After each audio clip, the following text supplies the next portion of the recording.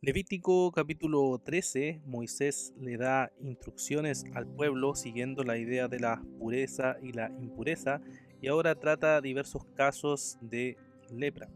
Comienza primero diciendo que si hay alguna hinchazón o alguna erupción o alguna mancha blanca en el cuerpo, debe ir y ser examinada por el sacerdote.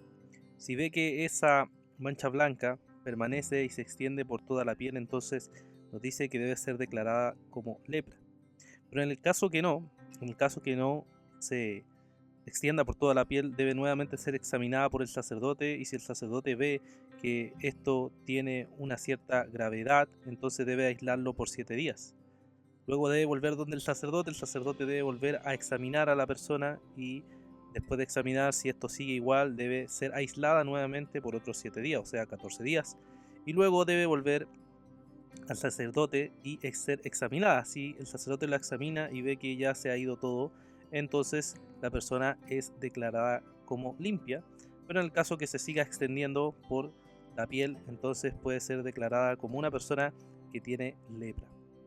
Luego trata el caso de que también hay personas que se ve una infección en la carne viva, una hinchazón en la carne viva, y por tanto estas personas obviamente tienen y poseen lepra.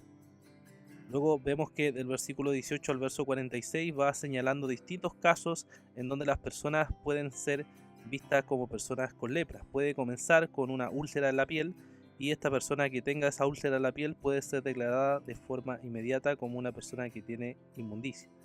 Pero si se extiende en la piel, entonces puede ser aislado por 7 días y ver cómo evoluciona en el tiempo. Si se mantiene todavía eso, puede ser aislado nuevamente, como lo había dicho en los casos anteriores. Y si no, si ha mejorado, entonces la persona podría declararse como una persona limpia. Lo mismo se aplica para las personas que sufren una quemadura. El sacerdote debía examinar si esa quemadura iba a provocar después o una extensión por toda la piel, y si así era, entonces la persona tenía lepra, y si no, la persona podía ser aislada por cierta cantidad de días, 7 o 14, y si no, la persona podía ser declarada como limpia o inmunda dependiendo de cómo le fuera a la persona. Luego tenemos casos de la infección de la barba, donde se aplican los mismos criterios, la infección de la tiña o los problemas de la piel, donde se aplica el mismo criterio, y también los temas de calvicie, que también se aplican los mismos criterios, que tenía que el sacerdote examinar, mirar, declarar y ver si la persona era inmunda o limpia. Vemos también que nos dice el verso 45, que nos señala que la persona que tiene lepra debe ser vista de esta manera.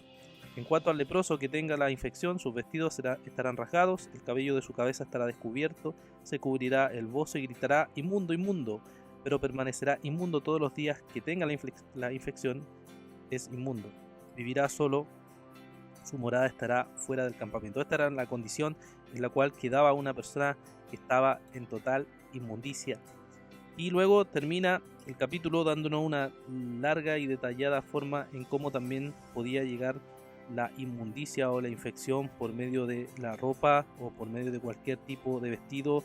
Van aplicando el mismo proceso en donde se puede aislar por 7 días, por 14 días, así hasta que la persona sea limpiada, las ropas, las vestiduras sean limpiadas y por tanto estén totalmente purificados. Termina el capítulo diciéndonos lo siguiente: esta es la ley para la marca de lepra en un vestido de lana o de lino, sea la urdimbre o en la trama o en cualquier artículo de cuero, para declararlo limpio o inmundo. ¿Qué podemos, hermanos, meditar a través de este capítulo? Podemos primero meditar en que las diversas enfermedades que hay en este pueblo, en el pueblo de Israel, eran parte normal que había en el mundo antiguo. Muchas enfermedades no tenían la medicina que nosotros tenemos, y por tanto esta era la forma en que Dios había determinado para que haya una observación de lo inmundo y lo puro. El sacerdote estaba encargado de hacer esto. Pero esto revela estas distintas enfermedades que hemos visto, como las quemaduras, la úlcera, la tiña, la calvicie o lo que sea, revelan que hay muchas enfermedades en este mundo por una razón, y es porque hay una razón, que hay una enfermedad que es mucho más profunda, y esa enfermedad se llama pecado.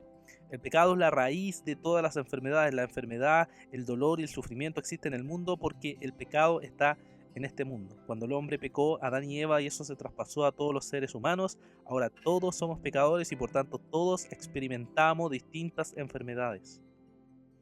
Y esas enfermedades revelan un problema mucho más profundo, que es el problema y la enfermedad grave del pecado, que es peor que cualquier enfermedad porque nos destruye a la muerte eterna, no solo temporalmente, sino que eternamente. Y eso es lo terrible, la lamentable, miserable condición en la cual estamos debido al pecado.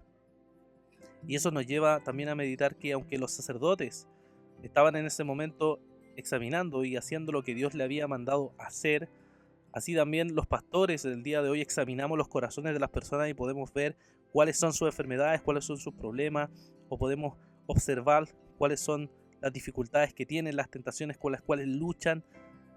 Nosotros no podemos curar a esas personas. Los sacerdotes no podían curar a las personas, simplemente podían aislarlas. Los pastores no pueden curar a las personas de su problema más grave, que es el pecado, simplemente pueden mostrarle la condición miserable en la cual viven. Pero la cura y la solución a todo esto es que nuestro Señor Jesucristo vino.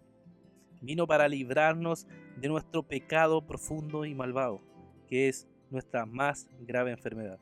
Y cuando examinamos el ministerio del Señor podemos ver que Él vino a sanar muchas enfermedades que en ese tiempo eran casi incurables. Podemos ver cómo Jesús tocó a los ciegos, cómo tocó a los mudos, cómo sanó a los leprosos, cómo levantó a los paralíticos. Podemos ver que el ministerio de Jesús inicia un proceso en el cual el reino de Dios se ha llegado, se ha anunciado a este mundo, se ha manifestado en Él y vino a curar y a sanarnos con su poder. Pero Él vino a sanarnos y a curarnos de algo mucho más grave, de lo que hemos visto, que es el pecado. El pecado se describe en la Escritura como lepra, se describe como algo grave que nos destruye, que nos mata, que nos consume, y solamente la obra perfecta de nuestro Señor Jesucristo es la que nos libra de todo pecado y de toda maldad, y por eso podemos tener redención, salvación y podemos ser curados de la grave enfermedad del pecado para ser salvos de la condenación. Solamente Cristo puede declararnos limpios, y no solo declararnos limpios, sino que limpiarnos verdaderamente de todo pecado y de toda maldad. Que el Señor les bendiga.